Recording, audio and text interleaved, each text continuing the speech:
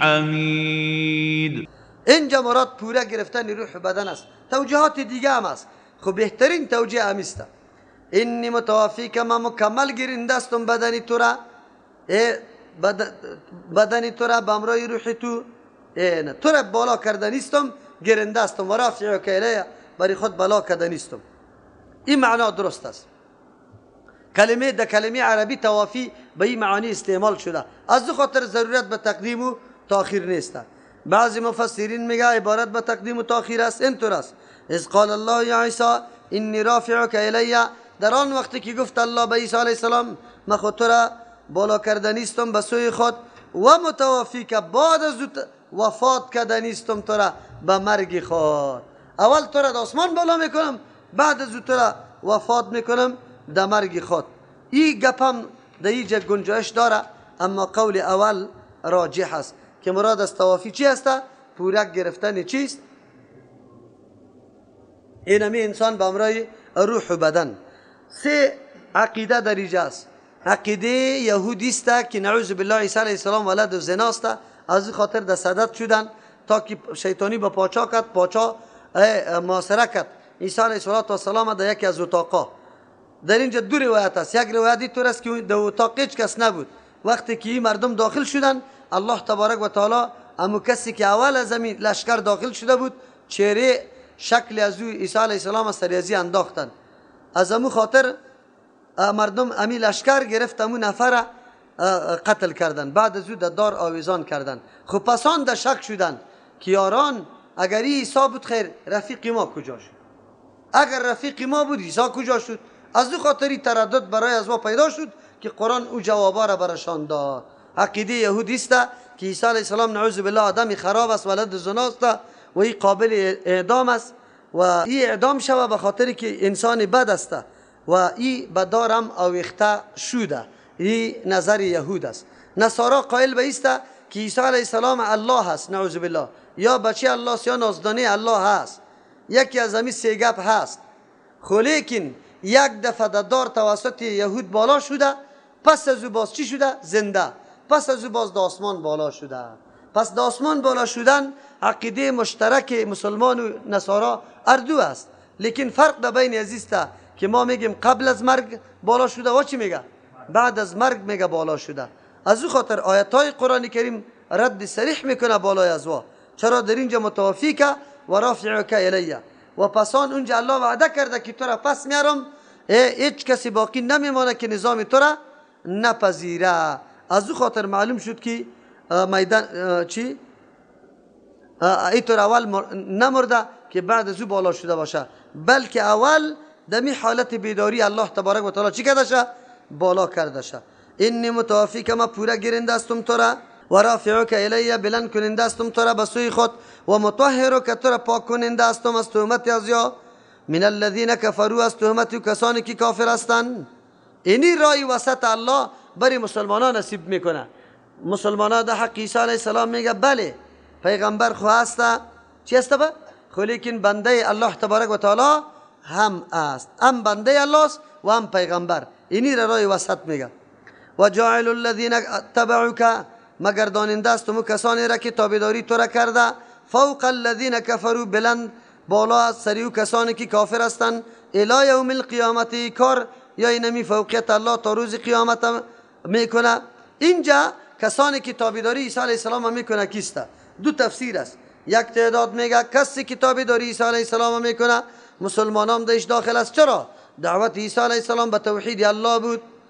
به توحید چی بود؟ اینمی قسم اینجا دعوت به توحید الله است. و جاعل الذین، گرداننده است الله میگه گرداننده است مو کسانی را اتبعوک که تابعداری تو را میکنه. عام است نصارا و مسلمانا کلگی. چرا؟ تابعداری عیسی علیه السلام نصارایی که واقعا عقیده حق داشتن در او زمان و بعد از او مسلمانا ای را دارن. چرا تابعداری عیسی علیه السلام میکنه؟ به خاطر که رای یا منهج عیسی علیه السلام بود که فعبدوه، عبادت یک چی را بکنه؟ الله را. و ما عبادت یک الله را میکنیم. در این صورت دیگه مراد از پیشش غلبه مسلمان است بالای کل امتایی که در دنیا وجود داره. مسلمان ها واقعا غلبه داره، یعنی الله ای را غالب میگردانه. البته دو قسم غلبه، یک قسم غلبه دلیل از نگاه دلیل هیچ کس سر مسلمان بالا نیست. از نگاه عمل که عملا دیده شود کی غالب است، او در زمان کیست؟ بگه عیسی علیه السلام که نازل میشه و همچنان مهدی که پیدا میشه و جهاد میکنه. در او زمان کلگی قائل به است که در زیر فرمان کی نظام الله داخل میشه کلگی. بعضی مفسرین میگه که مراد از اتبعوک تنان نصارا یا قومای امو عیسی علیه السلام است. چرا یا خو کدام چی حکومت ندارن که فوق باشه بالای از وا؟ بله دارن، ولی هم اکثریت مردم دنیا را نصارا تشکیل میده و این نصارا سری در هر جای سری یهود چی است؟ غالب است. حتی که حکومتای قوی به نام یهود وجود نداره بغیر از کی؟ اسرائیل دیگه وجود نداره. از او خاطر فوقیت یا غلبه از نصارا ثابت است تا روز قیامت. گفته مراد از یعنی تا نزدیک روز قیامت. چرا نزدیک روز قیامت؟ خب باز مردم دیگه هم چی میشه؟ الله او را پیروز میگردانه. ثم الی مرجعکم، باز خاص به سوی ما بازگشت شماست. فاحکم بینکم، بله آلی خو اختلافات متنوع در حق عیسی علیه السلام پیدا کرده. یکیتان نعوذ بالله الله جرم میکنه، دیگه او را ولد زنا جرم میکنه. خب الله تبارک و تعالی فیصله میکنه در آن چیزی که شما اختلاف داره. فاما الذين كفروا، پس او کسانی که انکار میکنه از نظام حق، فاعذبهم، عذاب میدم یار عذابا شدیدا، عذاب خیلی سخت، فی الدنیا در دنیا به دست مؤمنا، والآخرت در آخرت به توسط خود. و ما لهم من ناصرین، نمی باشه به اینطور مردما کسی امداد کننده. و ما لهم نیست به اینطور مردما من ناصرین، الله کی کسی را عذاب میده هیچ کس نصرت کننده برای دفع عذاب الله وجود ندارد. و اما الذين آمنوا، کسی که ایمان آورده و عملوا الصالحات، عمل درست انجام میده یعنی به اخلاص خالص برای الله تبارک و تعالی و موافق نقش رسول الله صلی الله علیه و سلم، فیوفیهم، پورا میده الله اجورهم، پاداشایشانه. والله لا يحب الظالمین، الله دوست نداره کسایی که ظالم باشه. ظالم کسی است که از حد تیر شده باشه. بزرگترین کس که از حد تیر میشه او کدام است؟ که شرک میکنه نعوذ بالله و عقیده توحید نداره. ذالک نتلوه علیک، ای حکما یا احکام یا مسائل که بیان شد تلاوت میکنیم شه علیک بالای توی پیغمبر علیه السلام، من الآیات، از نشانه ها و معجزه ها، و ذکر الحکیم، از ذکر چی؟ نصیحتی که بالکل چی از طرف حکیم می باشه یا صاحب حکمت می باشه. این مثل عیسی عند الله، آلی رد بالای نصارا به اعتبار پیدا شدن یا تولد شدن عیسی علیه السلام میکنه. از این پیش خو رد بالای نصارا به این گپا شد که عیسی علیه السلام خود بنده الله و خود دعوت طرف دین الله داده بود، بلکه قوم خود دعوت به این داده بود که شما عبادت یک الله را بکنه. چطور شده میتونه که او الله شوه؟ و بعد از خود عقیده داره که او را یهود به دار آویخته. آیا کسی که الله باشه به دار آویخته شده میتونه؟ قطعا نه. باز او ضرورت به بالا رفتن آسمان پیدا کرد، محتاج شد و محتاج الله شده نمیتونه. آلی رد بالای نصارا به اعتبار پیدایش خود عیسی علیه السلام میکنه که چه رقم عیسی علیه السلام پیدا شده. این مثل عیسی، یقینا مثال پیدا شدن عیسی علیه السلام عند الله، بنزد الله تبارک و تعالی، که مثل آدم و مثل آدم علیه السلام است. یعنی مثل که آدم علیه السلام بدون اسباب ظاهری پدر مادر وجود نداشت، الله او را شکل داد و او را روح دمید دیش آدم جور شد. اینمی قسم عیسی علیه السلام از یک ناحیه که پدر نداره چیست؟ الله تبارک و تعالی اموطور بدون اسباب ظاهری پیدا کرد شد. پس وقتی که اگر کسی ابن الله شده یا عین الله یا شریک الله شده میتونه به خاطر که چیست پدر نداشته باشه، خلاف اسباب ظاهری به دنیا آمده باشه. پس خودی چی هم در این روز چی هسته؟ خودی که آدم علیه السلام از عیسی علیه السلام کده خیلی زیاد قابل تعجب است و او را بعد ابن الله یا عین الله بگیم، حالان که خودی شما آدم علیه السلام ابن الله نمیگه، چطور عیسی علیه السلام ابن الله میگه؟ این دلیل نقض است. چرا در جایی که همون علتی که شما بیان میکنه برای ابن الله بودن عیسی علیه السلام او در آدم علیه السلام کامل است. از کی کده؟ از عیسی علیه السلام کده. اما خودتان آدم علیه السلام پدری خود میگه، او را ابن الله نمیگه. معلوم شد که عیسی علیه السلام هم ابن الله شده نمیتونه. خلقه پیدا کرد آدم علیه السلام من تراب از خاک، ثم قال له بعد از گفت برای آدم علیه السلام کن موجود شو فیکون موجود شد. الحق من ربک، الحق دو معنا داره. اینمی موضوع بالکل ثابت و راست است از جانب پروردگاری تو، یعنی پیدایش عیسی علیه السلام بدون پدر شده به واسطه حکم و فرمان الله بدون اسباب ظاهری. مردم ها که در این مورد اختلاف و تنازع داره، او اختلافات کلش نادرست است، نارواست، بلکه ای بینمی سیستم در دنیا آمده. از او خاطر الحق پیدایش عیسی علیه السلام ثابت است من ربک از جانب پروردگار. یا دوم الحق، حق امور میگه عند الله، الحق را میگه من ربک که از جانب پروردگاری تو باشه. تعریفی حق میکنه، حق اموسته که از جانب الله بیان شود و نبوت عیسی علیه السلام و چیسته بندگی و عبدیت عیسی علیه السلام از جانب کی بیان شده؟ الله بیان شده، از بالا بیان شده، از امو خاطر از طریق رب بیان شده و حق است. فلا تکن من الممترین، نشو تو از جمله کسای شک کننده. اینجا مراد از پیش شو کسای هستن که وا کم کم شک میکنه. یعنی چی اصل در تو را میگم دیوال تو بشنو. اصل مقصد این نیست که پیغمبر شک بکنه در اینکه عیسی علیه السلام به این سیستم پیدا شده، بلکه اعتراضات و شبهات باطل یهود و نصارا بعضی اوقات انسان چی میکنه؟ متردد میسازه که یاران عیسی علیه السلام چطور باشه. دیگه تو را گفت که قطعا تردد نکو، اینمی چیسته ای از جانب الله تبارک و تعالی است و الله تبارک و تعالی پیدا کرده شد. حق من ربک فلا تکن من الممترین. یا بیان تعریف حق میکنه الله تبارک و تعالی. حق اموز که از جانب الله تبارک و تعالی باشه، یعنی کدام مواصفات عیسی علیه السلام که در کتاب الله بیان شده و حق و ثابت است و گپای یهود و نصارا قابل اعتبار نیست. یعنی مواصفات عیسی علیه السلام که در کتاب الله بیان شده از جانب الله، این بالکل حق و ثابت است که عیسی علیه السلام بنده الله و رسول الله است. نه گپای نصارا درست است که را عین الله یا ابن الله یا صالح سوم الله میدانه، و نه گپای یهود درست است که را نعوذ بالله ولد و زنا معرفی کرده. از او خاطر الله میگه فلا تکن من الممترین، تو نشو از جمله کسایی که شک کننده است. پیغمبر خو شک نمیکنه، لیکن به آینده امت الله تبارک و تعالی یک هشدار میده.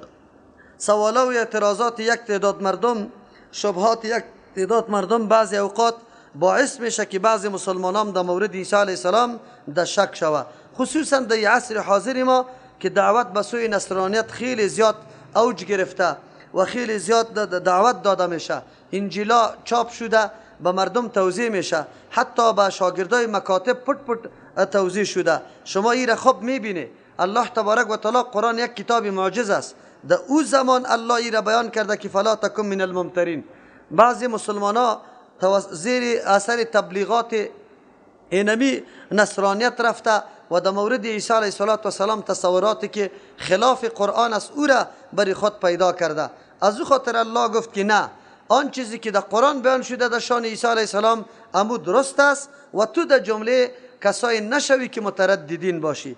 یا دوم ترجمه است که الحق من ربک، تعریف حق میکنه، چیزی حق و آن چیزی که واقعیت داره و نموس که از جانب الله باشه، یعنی دلیلش از جانب الله آمده باشه. اینطور نمیشه که یک آدم ادعا بکنه او حق باشه. چیزی که دلیل از جانب الله داشته باشه اونو حق است. پس آن چیزی که در قرآن کریم برای تو از طرف الله ثابت میشه، بیان میشه، در او هیچ نوع شک نکنی. از همون خاطر بزرگترین اطمینان یا بگوی تسکین قلب انسان توسط کی میشه؟ قرآن کریم. یک آدم در یک موضوع مسئله متردد می باشه، زمانی که برای اثبات مسئله آیت قرآن بخونی باز دیگه هیچ مجال نداری، راه نداری که تو دیگه طرف بری یا شک بکنی. چرا؟ به خاطری که دلیلش چی را بیان کرد؟ قرآن بیان کرد.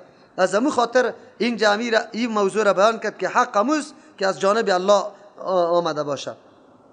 فمن حاجک فیه من بعد ما جاءک من العلم، از این معلوم میشه که در زمان پیغمبر علیه السلام و همچنان بعد از او نصارا خیلی زیاد نفوذ داره. مثلا آلی در دنیا بسیار چیسته نفوذ زیاد از نصاراست. حکومت ها به نام نصرانیت است، اگرچه طور عقیده قوی برای نصرانیت هم نداره. اکثر مملکت ها علمیانیت نظر علمانی داره، یعنی بیدین که پابند دین نباشه. از همون خاطر و دین از حکومتداری و اما نظام خود چی میدانه؟ جدا میدانه. از در اون زمان پیغمبرم نصارا مقابله و مناظره با امرای پیغمبر داشت. اینجا قرآن کریم برای ما میگه که آینده اینمی قسم صورت ها وجود داره. حالی هم اگر شما خود افغانستان و قدر زیاد اینترنت توی گپا را تعقیب نمی کنیم، حالی فعلا در سطح اینترنت بسیار مناظره ها در بین مسلمان ها و نصارا وجود داره که و مناظره میکنه. قرآن اسلوب مناظره را و آخری راه حل برای مسلمان ها بیان میکنه. اول چی طور است؟ فمن حاجک، کسی که دلیل گویی میکنه امرای تو، بحث و مشاجره میکنه فیه، در فمن حاجک فیه، کسی که دلیل گویی میکنه در حق عیسی علیه السلام، من بعد ما جاءک من العلم، پس از اینکه آمد بری تو دلایل مستند توسط قرآن کریم که عیسی علیه السلام ابن الله شده نمیتونه، بلکه او بنده الله است و پیغمبر الله است. فقل برش بگو تعالوا ندعو ابناءنا، دلیل برش بیان کو، از کتاب الله برش دلایل بیان کو، مثل که حالی بیان شد که پیدایش عیسی علیه السلام به کدام سیستم شده، این از کجا شروع کرده بود سلسله پیدایش، از پیدا شدن مریم و بعد از او عیسی علیه السلام ختم شده بود. اگر این دلایل کسی قبول نداره، آخری راه حل ایره به نام مباهله یاد میکنه. مباهله به دعا کردن میگه، به دستجمی بالای کسی که در راه باطل باشه، و این مباهله را کسی کرده میتونه که در منهج و راه خود بالکل 100% یقین داشته باشه. هر کسی را نمیتونه. از همون خاطر یک مباهله را الله پیغمبر علیه السلام با یهود کرد که بیایید برایم مرگ طلب بکنیم. شما خو میگی جنت از برای ماست، لیکن بیایید که مرگ طلب بکنیم. و آمدن نشدن در میدان، نبر آمدن. چرا؟ میفهمیدن که مرگ طلب کنیم مرگ سر ما میآید و ما ام رسوا میشیم و ام اونجا عذاب ما اضافه است. نصارا هم به مباهله دعوت داده. قرآن درس میده اگر یک طایفه و گروپ قطعی تو دلیل نمیپذیره، گپ در آخر میرسه، حالی تو برای اعلان کردن منهج حقی خود به مباهله که بیایی برایم در میدان. ابن قیم رحمت الله علیه، شیخ الاسلام رحمت الله علیه، اینمی قسم در مباهله برآمده. ابن قیم رحمت الله علیه در مورد صفات الله که امی رقم که در قرآن آمده به الله ثابت است، کیفیتش نامعلوم است. قطعی مردم در مناظره شد، علما قطعش مناظره داشتن که طور نیست، مثل که حالی اکثر علمای عقیده را نداره. این عقیده سلف است در مورد صفات الله، لیکن حالی یا صفات الله را تاویل میکنه، یا در قدرت و نعمت معنا میکنه، استوا را به معنای چی؟ تسلط و گپا میگیره. این قسم تاویلات، این تاویلات عقیده سلف صالح نیست، بلکه این بدعت است. حالی هم بسیار مردم امی بدعت محکم گرفته. ابن قیم رحمت الله علیه اعلان مباهله کرد. چرا؟ و یقین داشت که اینمی منهج چی است؟ حق است. حالی اما دمی مسئله توحید، دمی مسئله سنت با مردم بالکل آماده با مباهله هستیم که برایم در میدان کلی ما دستجمی دعا بکنیم به دعا که هر کس ناحق است الله تباه کنه. خلاص اینمی طور این آخری راه حل است برای ظاهر شدن حق. نصارا را وقت پیغمبر دعوت داد، نصارا فهمیدن که حالی در میدان برایم گپی ما ختم میشه، ام رسوا ام در بدر و خاک بسر، از او خاطر در مباهله نبر آمدن. فقل بگوی پیغمبر علیه السلام تعالوا بیایید ندعو طلب کنیم ابناءنا اولادی خدا، بچای خدا، و ابناءکم بچای شما را، و نساءنا زنای خدا، و نساءکم زنای شما را، و انفسنا نفسای خدا، و انفسکم نفسای شما را، در یک میدان جمع شویم. ثم نبتهل، باز و بسیار زاری و عاجزی طلب بکنیم. نبتهل اینمی را مباهله میگه، یا ثم نبتهل بعد از اون مباهله بکنیم، یعنی بددعا بکنیم به بسیار عاجزی. فنجعل آرزو کنیم بگردانیم لعنت الله، لعنت الله را علی الکاذبین، هر کسی که دروغ گوی است. اینک از رحمت خصوصی الله همون طایفه محروم شود. چی کردن؟ دیگر این مردم فهمیدن که عالی جای هلاکت ماست، هیچگاه حاضر نشدن در پیش کی؟ پیغمبر صلی الله علیه و سلم. انسان امو دینی را پیروی بکنه که واقعا اساس داره، یقین سرش داری، متردد و متزلزل نباشی، چشم روزواره برات روشن ثابت باشه. الحمدلله ما که کدام کار انجام میدیم یقین ما سرش ثابت است که توسط سنت رسول الله ثابت است، و ما به هر کس میگیم که انتقاد داری بیای شما سر ما انتقاد بکنی سند و دلیل برات میدیم. اتو نمیکنیم که این طرف و طرف خدا بزنیم، نه، صریح سنت صریح و ثابته براتان پیش میکنیم که نه اینی طریقی پیغمبر صلی الله علیه وسلم. ان هذا لهو القصص الحق، یقینا اینمی قصه عیسی علیه السلام از جمله قصه های حق و ثابت و راست است.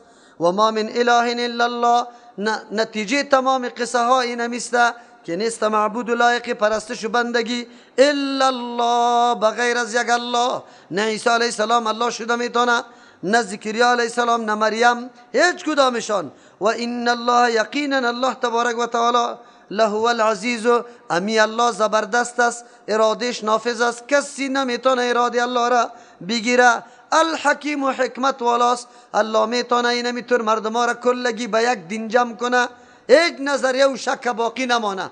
لیکن اختیار به مخلوق خود داده تا که الله تبارک و تعالی نتایج بنابر اختیار مرتب بسازه که کی رای خوبه میره کی رای بده، بعد از اون نتیجه سرش مرتب شوه. الحکیم و حکیم است، یعنی حکمت والاست، بنابر امی حکمت به مردم موقع میده. مردم خیلی بدگویی و غلط کاری میکنه، لیکن الله میدان برش اعلان کرده تو باش تاکیه، تا چه قدر خیز میزنه، تا چه قدر میدوه، تا چه قدر دلیلی باطل میگه، آخر کدام طرف.